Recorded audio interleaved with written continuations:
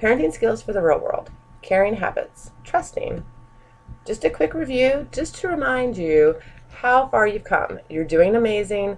Remember, it's absolutely normal to notice that you are criticizing, blaming, complaining, nagging, threatening, punishing, rewarding, to control, and engaging in disengagement. That is something that everybody does. They are hardcore habits.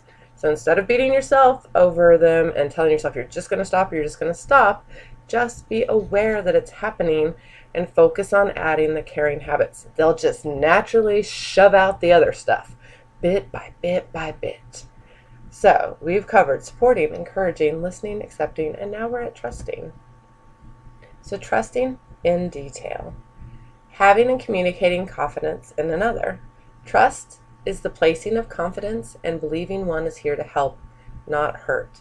Trust starts with ourselves. Trust starts with ourselves.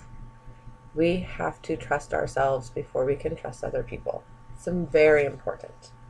So having and communicating confidence in another. Having faith in something not yet seen. A reliance on the character, ability, and strength of another. Trust is the placing of confidence and believing that one is here to help, not hurt. It's so often that someone does something and we feel hurt and we feel that they hurt us on purpose.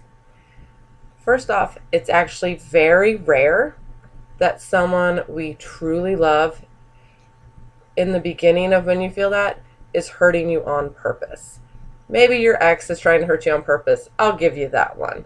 But your children, when they're young, starting off, they're really not trying to hurt. And if they are, there are ways around that, especially with your children. And we'll get to that when we come to being magnanimous. But trust starts with ourselves. And when trust has been broken, rebuilding can be difficult, but it is not impossible. Who among us has not made a promise and failed to follow through? It takes a healthy dose of skeptical believing in self and others in order to trust. So, it's very important that we have to trust ourselves first.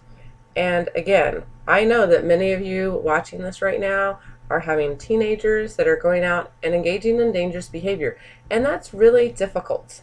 But that is going to have to be something that you do, because ultimately you actually have no control over what they do when they're not in your presence. And trying to control them and keep them in your presence all the time will just, again, have more rebellion instead of any type of compliance with what your wishes are. So, again, caring, habit, trusting. Where can you start? This is hard. Yourself, your kids, others.